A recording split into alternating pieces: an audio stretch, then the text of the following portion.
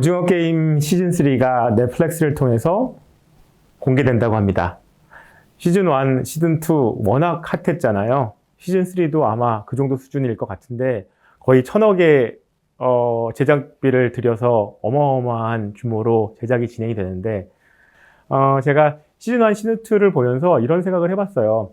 단지 오징어 게임이라는 수준에서 이해하고 끝날 것인가 라고 했을 때 그렇지 않을 수도 있겠다. 직장이라는 테두리 안에서도 오징어 게임과 같은 다양한 게임들이 이루어지고 있지 않을까? 물론 오징어 게임에서는 탈락이 되면 죽어야 되잖아요. 근데 저희는 그런 수준은 아니겠죠. 그만큼의 힘들고 어려운 과정들을 동시에 느낄 수도 있겠다라는 생각을 해보게 되고, 저도 직장 생활하면서 정말 마음이 아픈 경험도 해봤고 즐겁고 행복한 경험도 해봤으니까 그러면 오징어 게임을 통해서 직장 생활을 바라봤을 때 한 3가지 정도를 얘기해보면 뭐가 있을까라는 부분이 있죠. 여기서 규율 이런 부분인데, 오징어 게임은 규율을 봤을 때 그 규율을 잘 따라가면 최소한 죽지는 않죠. 근데 직장이라는 이 테두리 안에서는 규율이라는 게 물론 있죠. 그런데 그 규율이 아주 확고하고 명확한가? 오징어 게임처럼 그냥 확고하고 명확하게 그렇게 따라가면 승진하고 열심히 하고 연봉 올라가나? 라고 했을 때 그렇지 않을 수도 있겠구나 라는 생각을 한번 해보게 되고요. 그 다음에 협력과 배신 이런 게 있죠. 오징어 게임에서도 협력도 하고요. 근데 결국은 내가 살기 위해서 누군가를 배신하는 게 있는 것처럼 직장도 마찬가지죠.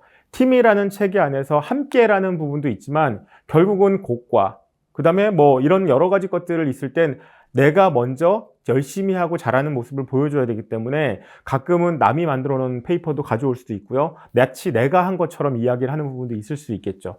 그래서 이 부분도 분명히 있을 수 있겠구나라는 생각을 한번 해보게 돼요. 규율을 잘 따라가면, 그들이 원하는 규율을 딱딱딱딱 지켜서 따라가면 죽지 않고 그래도 다음 단계로 올라갈 수 있겠죠. 물론 경쟁하는 부분이 아니라면 말이죠. 근데 직장을 생각했을 때는 규율도 있고 회사의 내규도 있고 평가의 체계도 있고 다양한 것들이 너무나 잘 갖춰져 있어요. 문제는 그렇게 잘 갖춰져 있는 것들이 무언가 모르게 정확하지 않다라는 거죠. 그냥 뭉뚱그려져 있는 부분들이 많아서 이걸 어떻게 평가해야 될지, 이걸 어떻게 이해해야 될지 모르는 부분들이 많아요.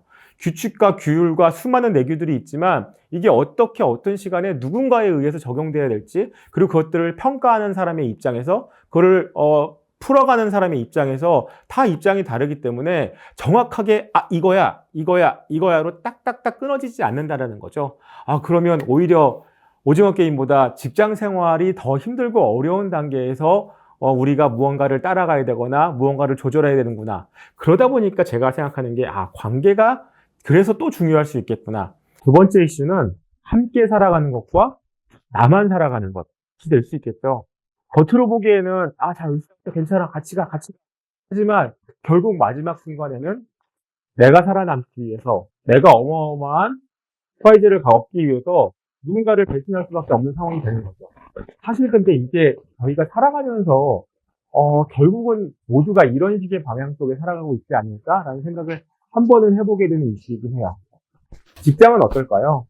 제가 잠깐 말씀드렸던 것처럼 팀이라는 체계 안에서 다들 열심히 해야 돼, 우리 함께 해야 돼 라고 올라가지만 결국 마지막에는 평가를 받아야 되고, 그 평가가 잘 받기 위해서는 결국 내가 누군가에게 더 잘 보여야 되고, 그러면 어느 순간 같이 가다가 이거는 내가 좀 더 띄워야 돼 라고 해서 툭 하고 치고 올라갈 수 있는 상황이 되면 때로는 이걸 배신이라고 할 수도 있고요. 그래서 저는 이걸 생각하면서 직장 내에서의 관계라는 게 정말 예전에부터 정말 친하고 오래 나의 모든 것을 공감하는 것처럼의 인격적인 관계를 만들어가는 게 중요하냐가 아니라 어쨌든 기능적인 관계이기 때문에 철저하게 기브 앤 테이크가 안정적이어야 된다는 거죠. 그래서 주고받는 것들이 정확하게 정해져 있어야 되는 거고, 결론적으로 마지막 단계에서는 무한 경쟁일 수밖에 없는 조직이겠다.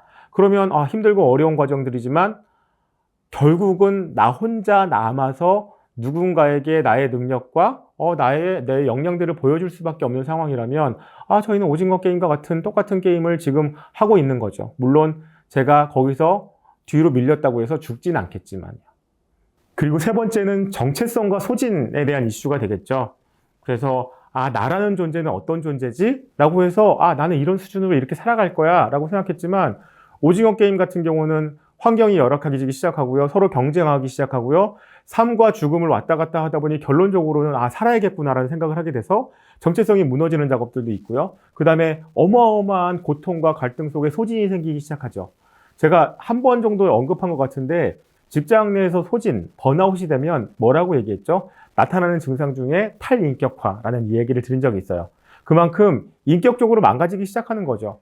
만약에 저희가 전쟁 한가운데서 늘 힘들고 어려운 상황들이 반복되면 건강할 수 있을까요? 튼튼할 수 있을까요? 안정될 수 있을까요? 그렇지 못할 경우가 많이 있는 거죠. 그래서 오징어 게임을 통해서 직장이라는 부분도 분명히 이럴 수 있겠구나 라는 것들을 한번 얘기해 보면 어떨까라는 생각을 해보게 됐습니다.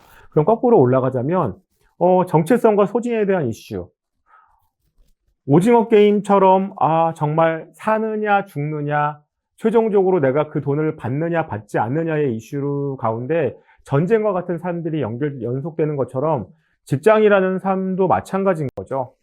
끊임없이 내가 무언가를 만들어가기 위해서 아니면 누군가에게 인정받기 위해서 열심히 살고 최선을 다해보면 언젠가 내 정체성은 사라지고 마치 내가 일을 하기 위한 기계처럼 돌아가는 것들. 그 다음에 사실은 직장은 내 삶과 생존, 성장을 위한 도구인데 그런 대수적 목적이 전개되면서 나가지기 시작하는 거예요. 그냥 열심히 생존을 위해서 열심히 살더니 가족도 망가질 수도 있고요. 회사에서 열심히 일하는 사람처럼 보이지만 나는 마음이 망가지고 몸도 망가져 있는 상황들도 있을 수 있겠고요. 그러다 보니까 소진이 일어나고 번아웃이 일어나고 힘든 과정들이 반복될 수 있다는 거죠. 그래서 꼭 오징어 게임만이 아니라 직장이라는 곳에서도 우리는 특성의 문제와 소진을 경험할 수밖에 없고 정신 차리고 잘 살지 않으면 그렇게 될 수밖에 없겠구나 라는 부분들에 대한 이야기가 있을 수 있겠죠. 라는 생각을 하게 됐습니다. 이렇게 첫 번째, 두 번째, 세 번째의 입장을 가지고 오징어 게임과 직장 생활을 한번 비교해 봤어요. 약간 어거지가 있는 부분일 수도 있겠지만 저는 무슨 드라마를 보건 무슨 다큐멘터리를 보건 제가 꽂혀 있는 부분은 직장인의 정신건강과 마음건강이기 때문에 그렇게 한번 보려고 노력했던 거죠. 제가 하나, 둘, 세 개를 얘기했지만 어마어마한 것들이 많이 있을 텐데 또 다룰 수 있는 시간들이 있었으면 좋겠습니다.